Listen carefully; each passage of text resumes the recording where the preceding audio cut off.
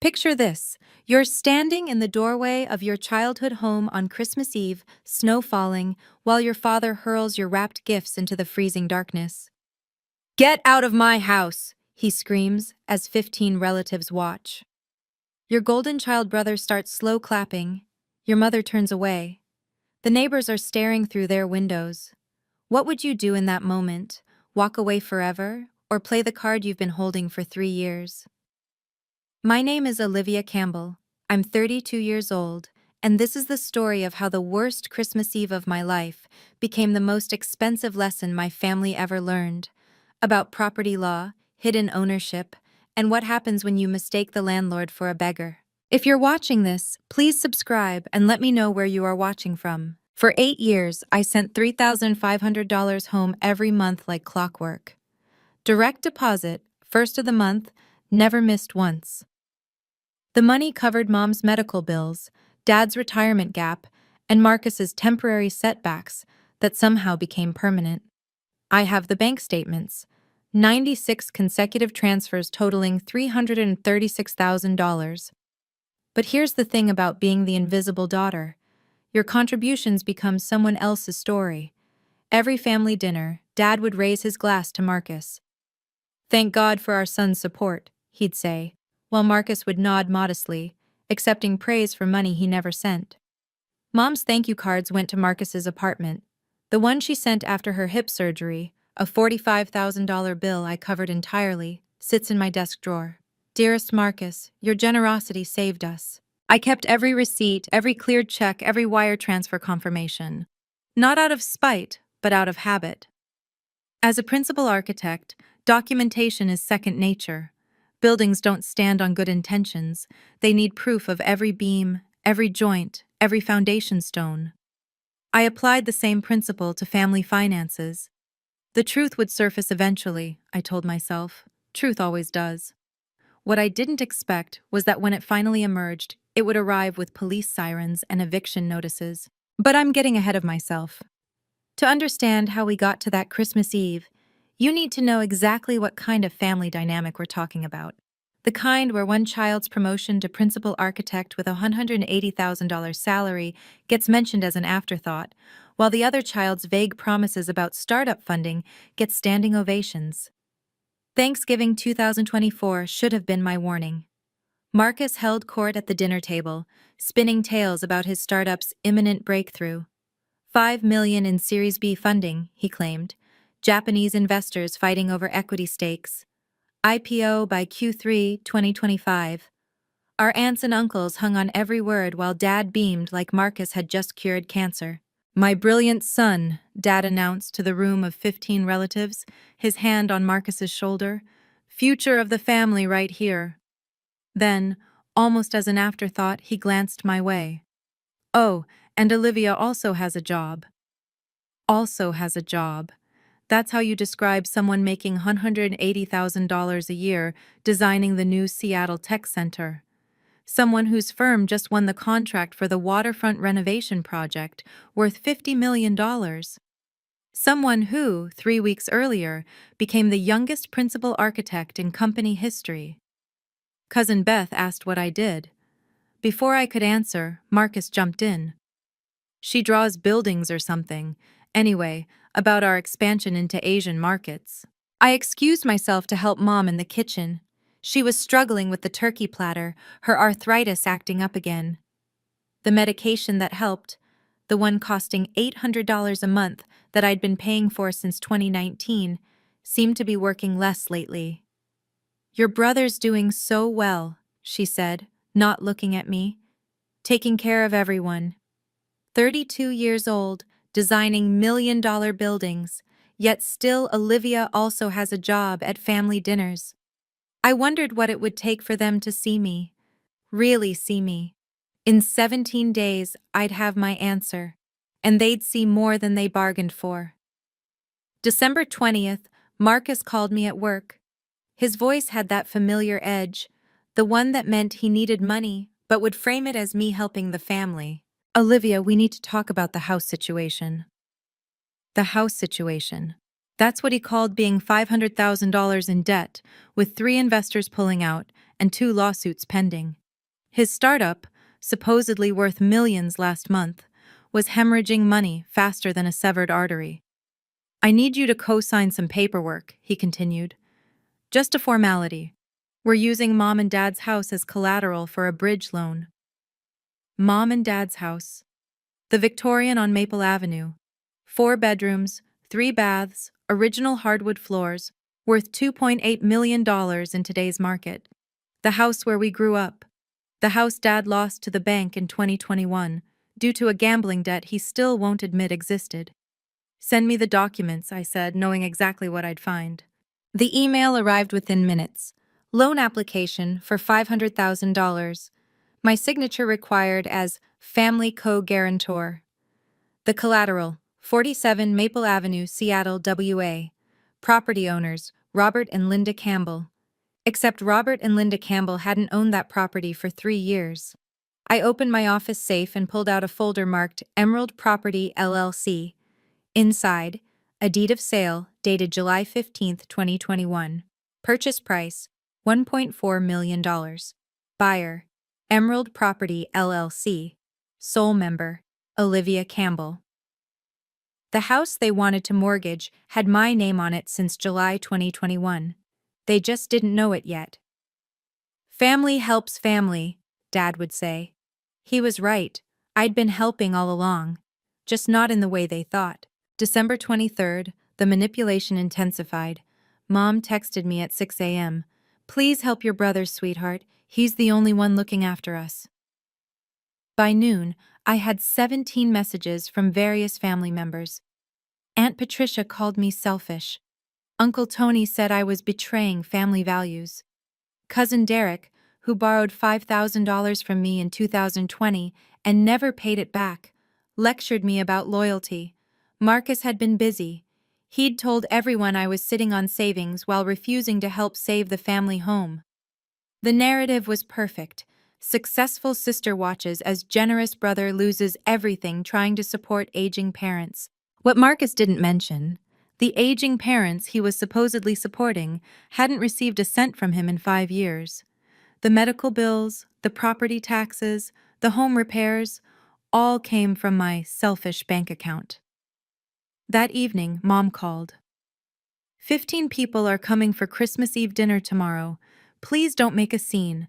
Just sign the papers, for family unity." Family unity. The kind where one person pays and another takes credit.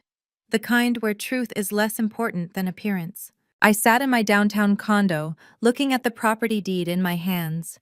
Emerald Property LLC. Formed in 2021, when I realized Dad's gambling would cost them everything. The bank had foreclosed. The auction was set.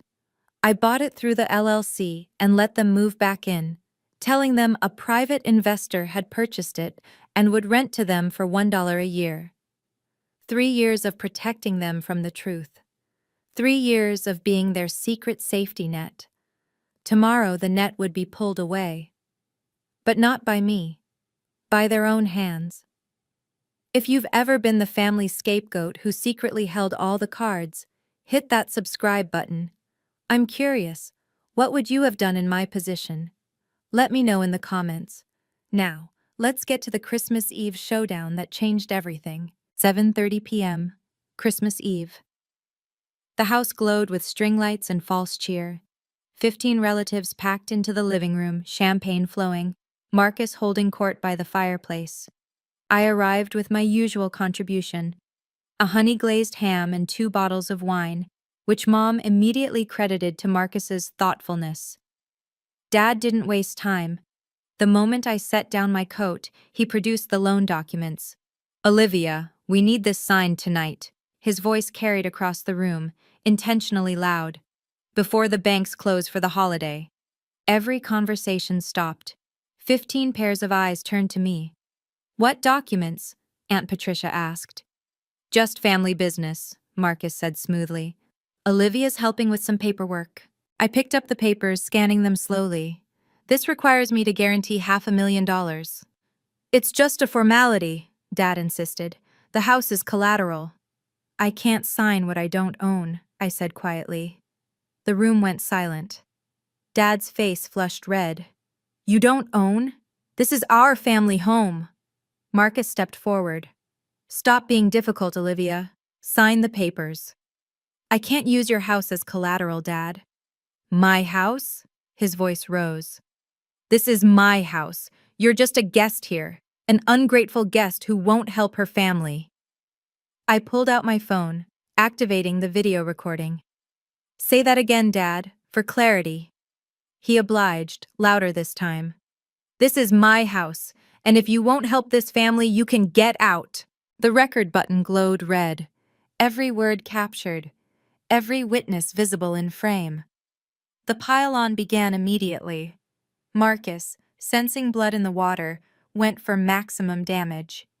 She makes $180,000 a year and won't help, he announced to the room.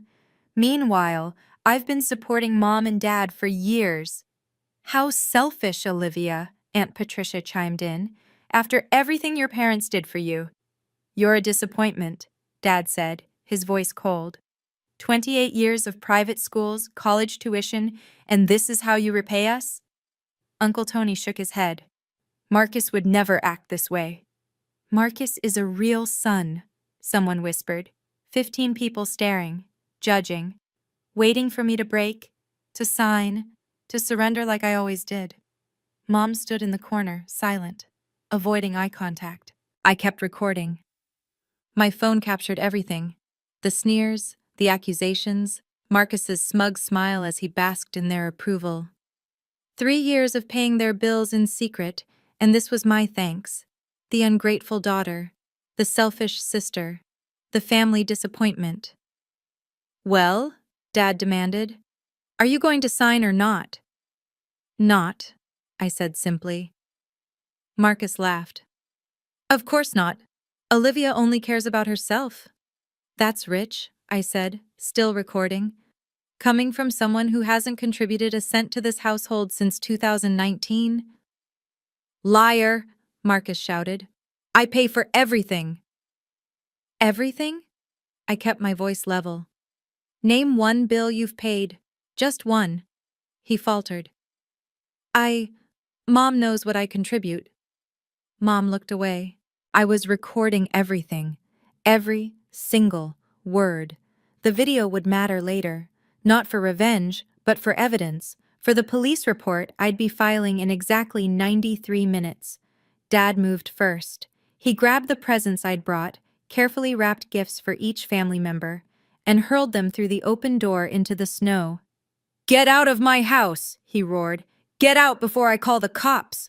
Marcus started slow clapping. Finally, Dad finally grew a spine. The relatives joined in, 15 people applauding my humiliation. Mom turned toward the kitchen, unable to watch but unwilling to intervene. I stood up slowly, pocketing my phone. The recording was saved to the cloud, 47 minutes of pure evidence. I picked up my coat with deliberate calm. Gladly, I said, looking Dad straight in the eye. Absolutely gladly. Don't come back, Marcus called out. Ever. Oh, I'll be back, I said, pulling on my gloves. Just not in the way you think. Walking to the door, I passed the family photos on the mantel. Marcus's graduation, Marcus's awards, Marcus's everything. Not a single photo of me, despite graduating summa cum laude, despite the architecture awards, despite everything I'd achieved. I stepped into the cold Seattle night. Snow fell on my shoulders as I walked to my car, my gifts scattered across the lawn like broken promises. Behind me, laughter erupted from the house. They were celebrating. I pulled out my phone and made 2 calls. First, to Jennifer, my attorney. Jennifer? Yes, it's time. Execute the eviction notice. On Christmas Eve? She asked. That's cold, Olivia.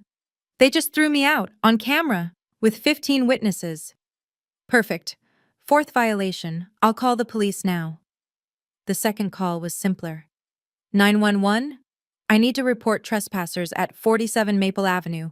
I'm the property owner and they're refusing to leave. Let me take you back to 2021. Dad had been gambling for years, but that summer, it spiraled. Poker games became poker debts. Debts became liens. By July, the bank foreclosed on 47 Maple Avenue.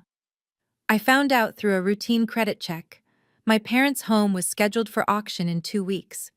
$400,000 in gambling debts, all hidden from Mom, all destroying their future. I could have confronted him, could have staged an intervention. Instead, I did what I do best. I solved the problem quietly. Emerald Property LLC was formed on July 10, 2021. 5 days later, I attended the foreclosure auction with a cashier's check for $1.4 million. The other bidders were flippers looking for profit. I was a daughter looking to protect her parents, even if they'd never protected me. The deed was transferred to Emerald Property LLC on July 20th. That same day, I had Jennifer draft a lease agreement. $1 per year, renewable annually, with one crucial provision. Lease may be terminated immediately upon violation of mutual respect clause, defined as verbal abuse, defamation, or hostile actions toward any family member. I told my parents a private investor had purchased the house and would rent it back to them for virtually nothing. Dad never questioned it. His pride wouldn't let him dig deeper into his good fortune. For 3 years, I let them live in my house while they credited Marcus for keeping them afloat. Every property tax bill, every repair, every insurance payment came from Emerald Property LLC. From me. The deed of sale, the LLC documents, the lease agreement, all waiting in my safe. Tonight, they'd finally see the light. The lease agreement was a masterpiece of legal foresight. Jennifer had insisted on the mutual respect clause after hearing about my family dynamics. "Olivia, you need protection," she'd said. "Financial abuse is still abuse." Page 3, Section 7. Violations of mutual respect include but are not limited to verbal aggression, public humiliation, false accusations, or defamatory statements. First violation, written warning. Second, formal notice. Third, final warning. Fourth, immediate termination with 24-hour evacuation notice. I'd already issued 3 warnings, all properly documented. First, August 2022, when Dad called me a failure as a daughter at Mom's birthday party. Email sent, delivery confirmed. Second, March 2023, when Marcus told my colleagues I was mentally unstable at a professional networking event. Certified letter, signature required. Third, November 2024, Thanksgiving dinner, when Dad announced I was a disappointment to the Campbell name. Written notice hand-delivered by process server. Jennifer had everything ready since November. The eviction notice was pre-signed, requiring only the 4th violation to activate. The police liaison was briefed. The locksmith was on call. "You're playing a long game," Jennifer had observed. "I'm not playing," I'd replied. "I'm just prepared." The video from tonight would serve as Exhibit D, the 4th and final violation. Throwing me out, calling me ungrateful, the public humiliation before 15 witnesses, all captured in 4K resolution with clear audio. The beautiful irony? Dad screaming, "Get out of my house," when it hadn't been his house for 3 years. The law doesn't care about your delusions.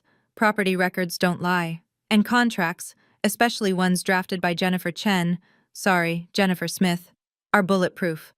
4th violation triggers immediate termination. Those were the terms. Their terms, signed willingly. I sat in my Tesla in the snow-covered street, heater running, watching the warm glow from the house. Through the windows, I could see them laughing, toasting, celebrating my exile. Mrs. Johnson from next door was walking her dog. She stopped when she saw me. "Olivia, why are you out here, dear? It's Christmas Eve."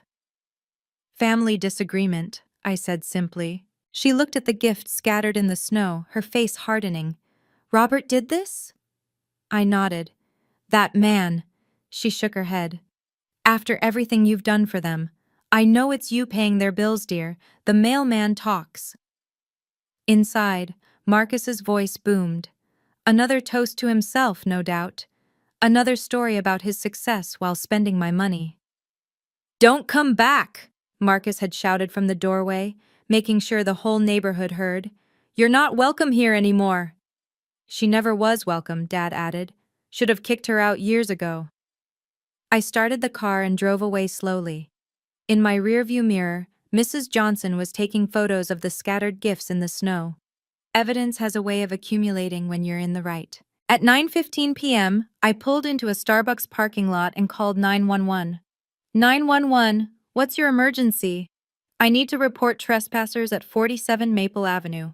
I'm the property owner. There are approximately 15 people refusing to leave my property after being served proper eviction notice. Are you in immediate danger?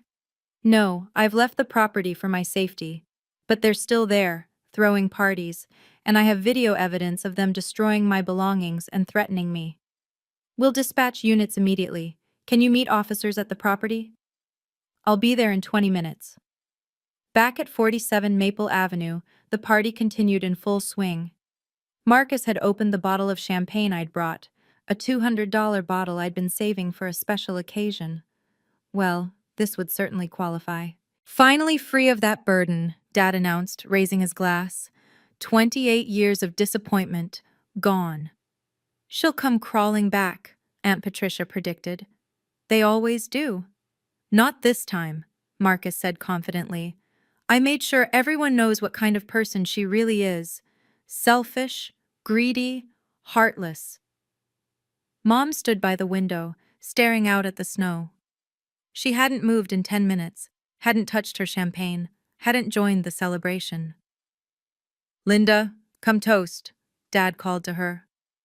I'm watching for carolers, she said quietly. But she wasn't watching for carolers.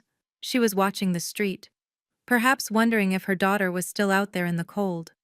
Or perhaps knowing something the others didn't. You know what the best part is? Marcus laughed. She actually thought she was important, like we needed her. We never needed her, Dad agreed.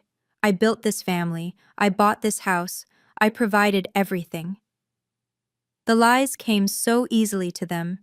3 years of living in my house, and they'd rewritten history completely. Dad the provider, Marcus the supporter, Olivia the ungrateful leech. They were celebrating. In my house, using my champagne, toasting my exile with property I'd saved from their recklessness. At 9:43 p.m., blue and red lights began reflecting off the snow outside. Mom saw them first. Robert, she said, her voice strange.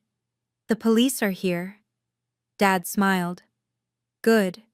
They must have found her. Probably arrested her for harassment. The doorbell rang at 9:47 p.m. exactly. Dad strode to the door with the confidence of a man about to watch his enemy fall. He yanked it open with a satisfied smile. Officers, thank God you're here. My daughter has been harassing us and… Mr. Campbell? The lead officer, Detective Sarah Monroe according to her badge, interrupted him. Mr. Robert Campbell? Yes, that's me. Did you arrest her already? Sir, we're here about the illegal occupancy of this property. Dad's smile faltered. Illegal what? We have an eviction notice for this address. The property owner has reported trespassers. There must be a mistake. Dad laughed nervously. I own this house. I've owned it for 30 years. Detective Monroe checked her tablet. According to county records, this property is owned by Emerald Property LLC. Has been since July 2021. The color drained from Dad's face. Behind him, the party had gone silent. 15 people straining to hear. That's impossible. Check again. Sir, we've verified the records. The owner, Ms. Olivia Campbell, has provided documentation of lease violations and has requested immediate enforcement of the eviction notice. Olivia? Marcus pushed past Dad. This is fraud. She's lying. Detective Monroe looked unmoved. Sir, I need everyone to step outside while we verify documents.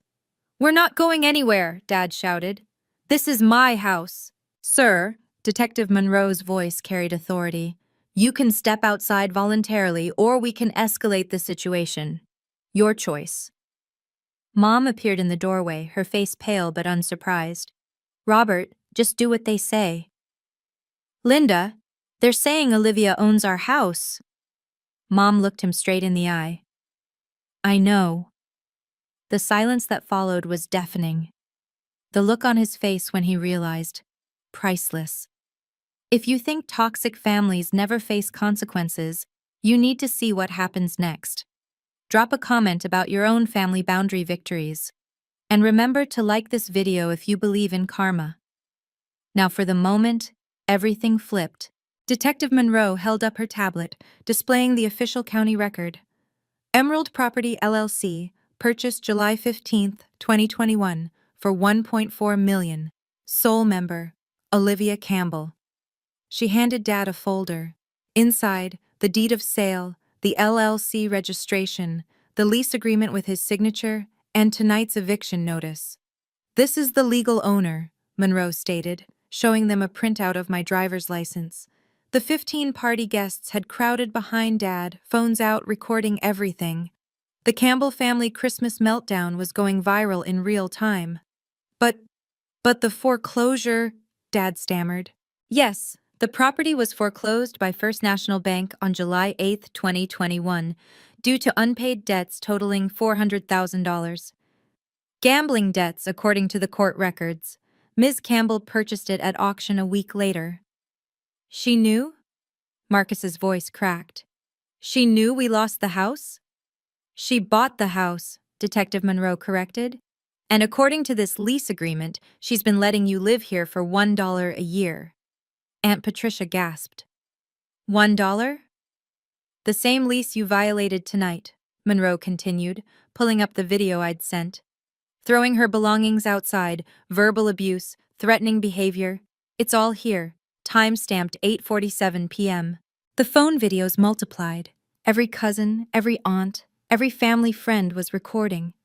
The golden son and the proud father, exposed as freeloaders in a house they didn't own. According to county records, you've been month-to-month tenants since 2021, Monroe added, scrolling through her tablet. Ms. Campbell has been paying all property taxes, insurance, and maintenance through Emerald Property LLC. Dad's legs seemed to give out. He grabbed the doorframe for support. 3 years, he whispered. 3 years in her house. This is fraud. Dad's denial came roaring back. She stole our house. She manipulated us. Detective Monroe remained unmoved. Sir, she bought it legally from the bank, after it was foreclosed. I never lost the house to foreclosure. Monroe pulled up another document. Case number 2021 FC 4782, Robert Campbell, defendant. Foreclosure granted for non-payment of mortgage due to gambling debts totaling $400,000. 3 casino liens, 2 private poker debts. It's all public record. The neighbors had started gathering. Mrs. Johnson stood on her lawn, phone raised. Mr. Patterson from across the street, the Hendersons from 2 doors down, everyone watching Robert Campbell's empire crumble. The $400,000 poker debt? Mrs. Johnson called out. That's why you lost the house, Robert? And you let everyone think you were successful? Marcus tried damage control. This is a misunderstanding. Olivia's confused. Sir, Monroe cut him off. I've checked the database 3 times. Your sister legally owns this property. Has for 3 years. But she never said anything? According to the lease, she told you a private investor bought it. That investor was her LLC. Dad turned to Mom. Did you know about this? Mom's silence was answer enough. The bills stopped coming in 2021, Robert. No mortgage statements, no property tax notices, nothing. But the house stayed warm, the lights stayed on. Only Olivia would protect us like that. You knew? I suspected. A mother knows who really pays the bills. The crowd grew larger. Someone had started a Facebook Live. Campbell family, evicted from daughter's house, was already trending in local groups. Check again, Dad demanded desperately. There has to be a mistake. Sir, there's no mistake. You have 1 hour to collect your belongings. Marcus's phone rang, the Japanese investor.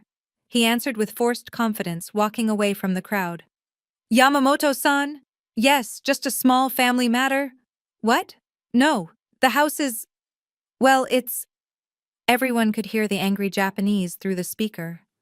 Marcus's face went white. The collateral? It's… technically… not exactly ours. The shouting intensified. Marcus held the phone away from his ear. Please, Yamamoto-san, we can find other… The line went dead. Marcus stared at his phone like it had betrayed him. They pulled out, he said numbly. 2 million. Gone. He turned to me. I'd just arrived back at the property with Jennifer. You destroyed my company. No, Marcus, I said calmly. You destroyed your company by lying about assets you didn't own. I just own the house you've been living in rent-free for 3 years. Rent-free? Uncle Tony exclaimed. But Marcus said he was paying… $1 a year, Jennifer interjected, holding up the lease. That's what Ms. Campbell has been charging them, while paying $8,500 a month in property taxes, insurance, and maintenance. The math was sinking in. 3 years, $8,500 a month, over $300,000 in carrying costs while they paid $3. She could have charged market rent, Jennifer continued. This house would fetch $8,500 monthly easily. Instead, she protected them until tonight. Marcus's phone buzzed with notifications. Email after email. The other investors. They're all pulling out. The news is everywhere. Someone showed their phone. The video had hit Reddit. Golden child discovers sister owns his house. 50,000 upvotes in an hour. Yamamoto-san terminated our partnership effective immediately, Marcus said, his voice hollow. My reputation. Everything. Gone. Mom stepped forward, her voice clear for the first time all night. I knew, Robert. Everyone turned to stare. The bills stopped coming in 2021. No mortgage statements, no property tax, no insurance notices, but somehow everything stayed paid. The refrigerator broke. It was fixed the next day. The roof leaked, repaired within a week. Only one person in this family actually takes care of things instead of just talking about it. She turned to me. I found the Emerald Property LLC registration online 6 months ago.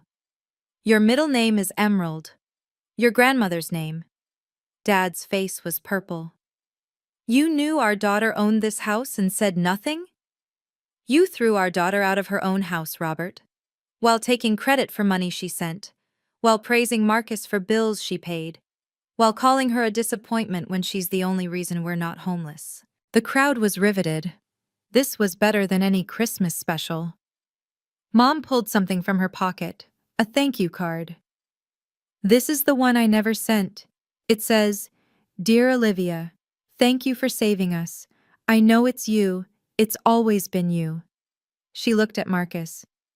Your sister paid for my hip surgery, my medications, the specialists, every single bill, while you took credit and bought yourself a Tesla with investor money. Then back to Dad. She protected us even when you gambled away our home, even when you insulted her, even when you loved the idea of a successful son more than the reality of a successful daughter. Mom walked over to me. I'm sorry, Olivia, for staying silent, for letting them hurt you, for being too weak to stand up for the only child who actually stood up for us. You have 1 hour to pack essentials, Detective Monroe announced. Personal items only. Furniture stays. It belongs to the property owner. The furniture is ours, Dad protested. Jennifer pulled out receipts. Actually, all furniture was purchased by Emerald Property LLC in 2021 after the foreclosure. Ms. Campbell furnished the entire house. You've been using her furniture, her appliances, everything. The crowd had grown to 30 people. Someone had started an Instagram Live. Millionaire architect evicts toxic family was the caption. Views climbed. 10K, 50K, 100K. Mrs. Johnson called out, Robert, is this why you've been acting so high and mighty, living in your daughter's house while calling her a failure? The family members who'd been celebrating my exile were now edging toward their cars. Aunt Patricia tried to slip away unnoticed. "Patricia," I called out, "weren't you just calling me selfish?" She froze, her face red. The cameras turned to her. Uncle Tony was already at his car. Cousin Derek had vanished entirely. The 15 witnesses to my humiliation were fleeing the scene of their own embarrassment.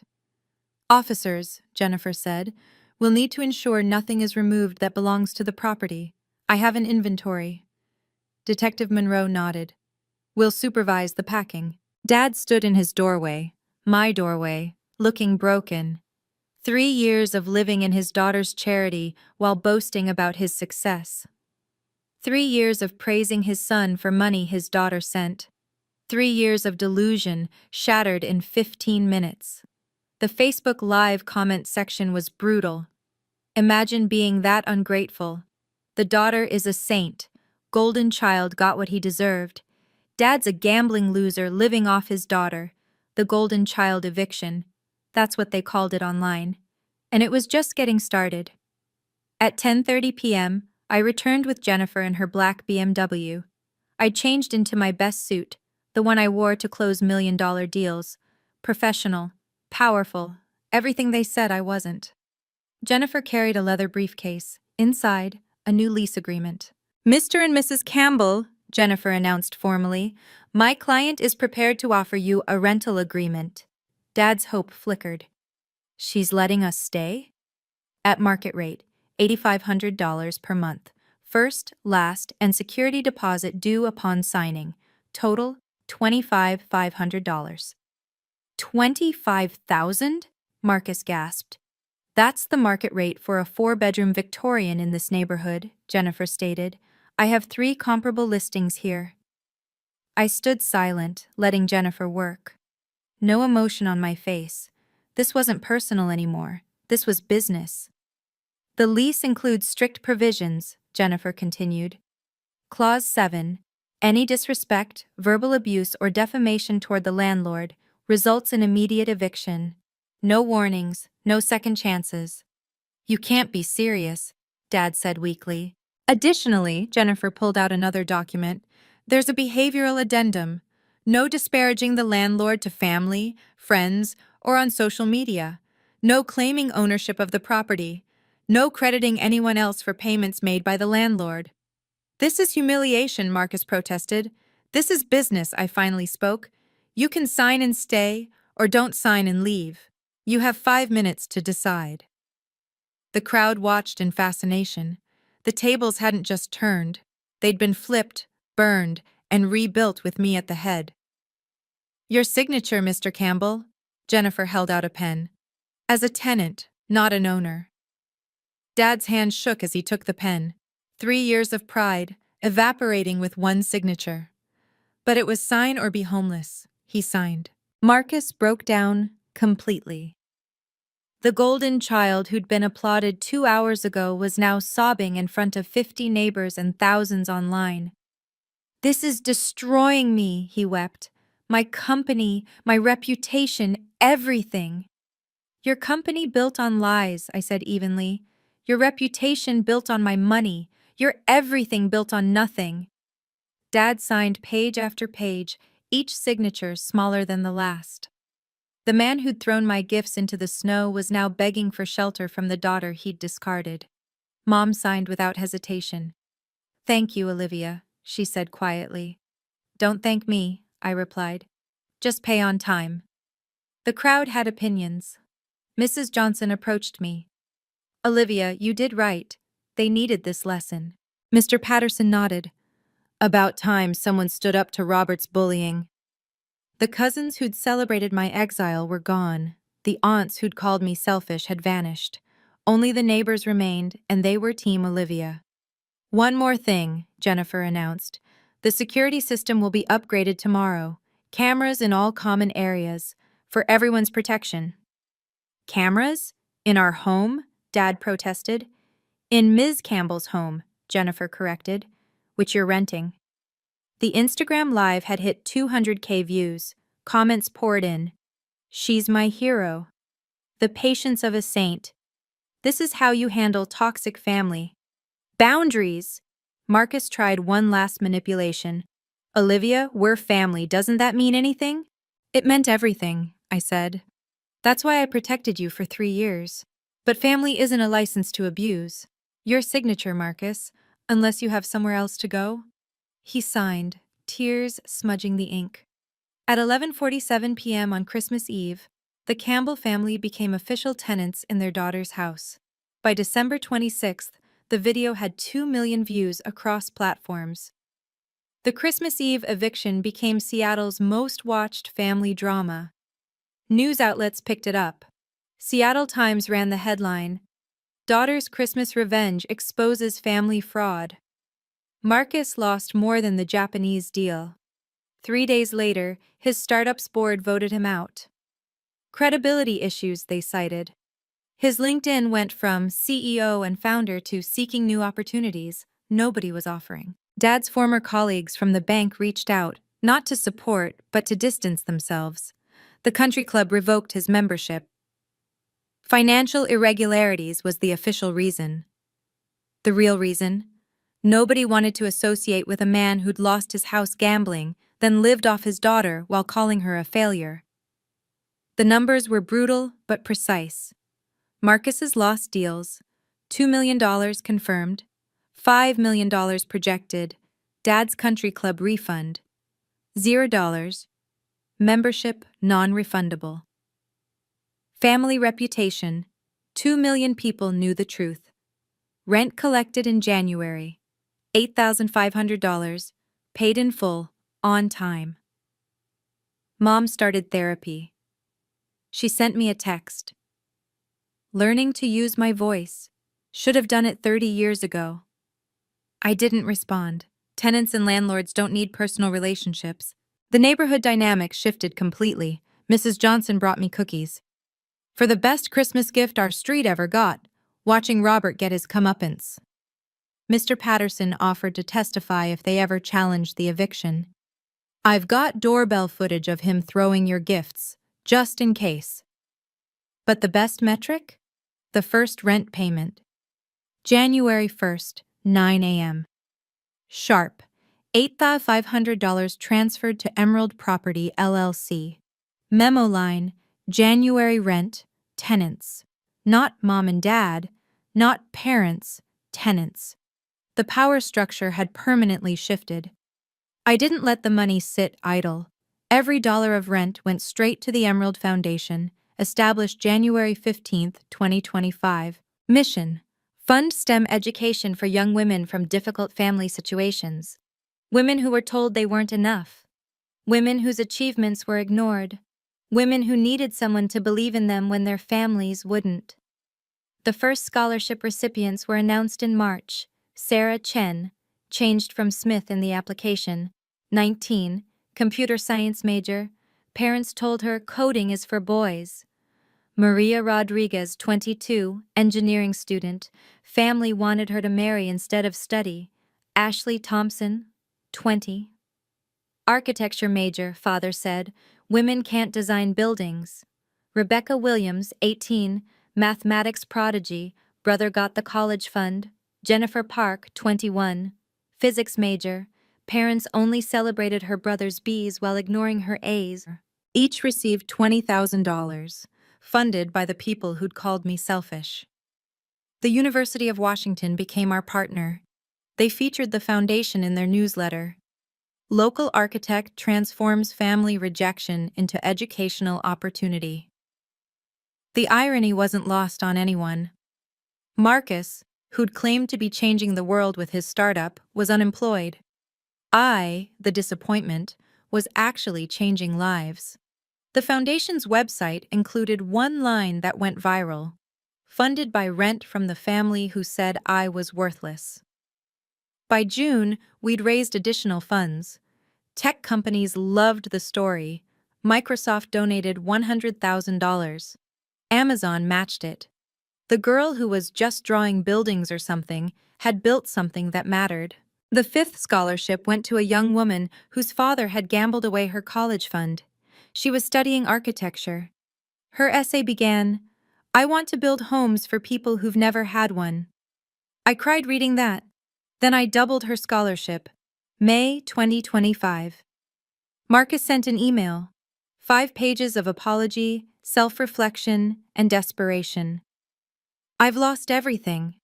My company, reputation, friends, even my girlfriend left. She saw the video. Everyone saw the video. I need my sister back. I responded with one line. Rent is due on the 1st. Father's Day came with a card slipped under my door. To my successful daughter, it read. I was wrong. Can we start over? I returned it with a note. Please use the proper channels. All tenant communications go through the property manager. Mom tried a different approach. Coffee invitations every Wednesday. Just to talk. Not as tenant and landlord, as mother and daughter. I don't have coffee with tenants, I replied. It's inappropriate. They'd wanted me out of the family. They got their wish. Now they had a landlord instead of a daughter. The boundaries were ironclad. No family dinners, no holiday visits, no personal conversations, no exceptions. You're being cruel, Aunt Patricia messaged me. I'm being professional, I responded. They wanted me gone. I'm gone. The family tried group intervention. 15 relatives signed a letter asking me to forgive and forget. Jennifer responded on my behalf. Ms. Campbell maintains professional relationships with all tenants. Personal matters are not applicable to this business arrangement. Marcus got a job eventually. Starbucks, barista. The golden child who was going to revolutionize marketing was making lattes for $15 an hour. His LinkedIn still hurt to look at, from 500 plus connections to 47. Dad started working too, Walmart greeter. The banking executive who'd thrown his daughter out on Christmas Eve was saying, "Welcome to Walmart," to survive. Tenants and landlord only, I reminded them when they tried to share their struggles. Professional, distant, exactly what they'd made me. 11 months later, I sit in my downtown condo, reviewing November's rent payment. On time, as always. They learned quickly that late payments meant late fees. The Christmas Eve eviction changed everything, not just for them, but for me. I went from people pleaser to boundary setter, from invisible daughter to visible success, from family scapegoat to family landlord. The house on Maple Avenue stands as a monument to transformation. What was once my prison became my property. What was once their castle became their rental. I don't regret the eviction. I don't regret the exposure. I don't regret the boundaries. Some might say I'm cold. I prefer clear. The family dynamics are forever altered. There's no warmth, no connection, no relationship, but there's also no abuse, no gaslighting, no theft of credit. It's a fair trade. I found my real family elsewhere. Jennifer, who became more than my lawyer, she became my friend. Mrs. Johnson, who invites me for Sunday dinners where I'm celebrated, not tolerated. My colleagues, who knew my worth before my family ever did. The scholarship recipients who send updates about their grades, their dreams, their determination to never be invisible again. Blood makes you related. Loyalty makes you family. The people who threw me out in the snow weren't family. They were relatives who happened to live in my house. The Emerald Foundation continues growing. We've funded 20 women so far. Each one reminds me why boundaries matter. You can't pour from an empty cup. You can't help others while being drained by those who should protect you. This Christmas Eve, 1 year later, I'll host dinner for the scholarship recipients. Women who were told they weren't enough, celebrating with someone who proved that being enough was never the question. The question was whether the people judging you were worth impressing. They weren't. So here's my advice. Learn through 3 years of secret ownership and 1 night of public revelation. Document everything. Every payment, every insult, every contribution ignored. Not for revenge, but for protection. My bank statements from 8 years saved me. The video from Christmas Eve validated me. The property deed empowered me. Your worth isn't determined by family approval. I made $180,000 a year, designed buildings that will stand for centuries, and still wasn't enough for them. You know what? Their opinion became irrelevant the moment I realized I was the one keeping them afloat. Sometimes the best gift is distance. They wanted me gone. I gave them exactly that. Now they have a professional landlord instead of a daughter they could abuse. Everyone got what they asked for. Set boundaries like your life depends on it, because it does. The mutual respect clause wasn't cruel, it was necessary. Respect isn't optional. It's the minimum requirement for any relationship, blood or otherwise. Don't hide your success to make others comfortable. I hid my house ownership for 3 years to protect their pride. It only enabled their delusions. Truth has a way of surfacing, and it's better to control that revelation than let it explode. Current status: I made partner at my firm, $250,000 salary, designing the new Seattle waterfront project. The Emerald Foundation has $500,000 in funding committed for next year. And every month, I collect rent from people who said I was nothing. The house was never about revenge, it was about finally choosing myself, about stopping the cycle of giving to people who only knew how to take, about proving that the family disappointment was actually the family foundation. They wanted me out of their house. Turns out, they were never in theirs. Sometimes the best Christmas gift you can give yourself is freedom, and sometimes that freedom comes with an eviction notice. If my story resonated with you, please subscribe and share it with someone who needs to hear that it's okay to set boundaries with toxic family. Comment below. What boundaries do you wish you could set? And remember, sometimes the best Christmas gift you can give yourself is freedom. I'm Olivia Campbell, and this was my story.